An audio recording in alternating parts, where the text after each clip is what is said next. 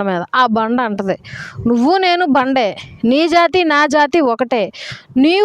నువ్వు బండగా ఉన్నప్పుడు నువ్వు నేను సమానంగానే ఉన్నావు, ఆకర్షణీయంగానే ఉన్నావు. కానీ నువ్వెందుకు లోపల, నేనెందుకు బయట, నాకెందుకు ఈ నరకం, నీకెందుకు అంత సుఖం అని అంటది. అప్పుడు అంటది ఆ బండ, నువ్వు ఉలిదెబ్బలకి తట్టుకోలేకపోయావు, నేను ఉలిదెబ్బలకి తట్టుకున్నాను కాబట్టి ఇంతలా నేను అనుభవించడానికి తగిన దానని అయ్యాను. కాబట్టి మనుష్యునికి సానపెట్టగా కత్తి ఎంత పదునవుతుందో, మరి కరిగించగా బంగారంలో మలినాలు ఎట్లా పోతాయో, మనిషికి కూడా శ్రమలు పెట్టగా మనుష్యుడు అంత ప్యూర్ అవుతాడంట.